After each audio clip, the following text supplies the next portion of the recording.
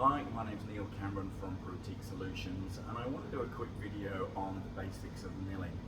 Now obviously most people are aware of the importance of the crush when they're milling their grain, and that's something we'll get onto. But perhaps one of the things that people don't think about is the capacity of their mill. Now most mills are rated to a certain amount of kilos per hour, and it's really important that you go at that level or perhaps slightly below it. If you put more than the mill is rated for, you're going to really start affecting the quality of the crush. Now just about every mill has a compliance plate.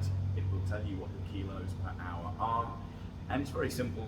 Put a bag of malt into your mill and just time how long it takes, and just make sure that the rate you're putting the grain into the mill is at or below that rated capacity. On most mills there is a window, there is a slide. You can actually change the flow rate, so we make sure you set that up there. So perhaps the most important aspect of milling to get right is going to be your crush. Now in an ideal world, what we're trying to do here is literally break every single grain into, giving us access to the starch, but also retaining the integrity of the husk so we get good wort quality during the lauter. Not always possible, there's always going to be an approximation, but if that's what we strive for, we'll get close. So every single time we mill, we should be looking at the crush to make sure it's okay. And what you're looking for is perhaps a few full grains in your grist, and hopefully each one of those you can actually break apart with a thumbnail or just a finger.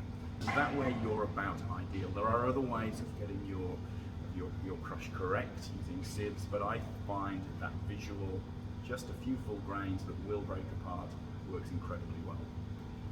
You will find with different grains, particularly now that we have access to grains from New Zealand, from the UK, from Australia, you will get quite a difference in the actual size of the grain.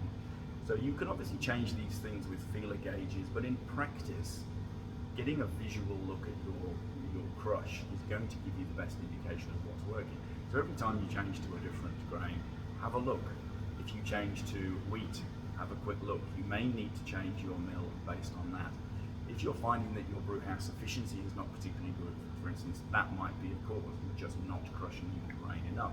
Or if your wort quality starts to deteriorate, well, perhaps you're just doing it too fine and your husk integrity is starting to diminish. One other thing we must talk about as well, and this is becoming more important, and that is safety. 25 kilo bags is a lot. Most of these mills are quite high.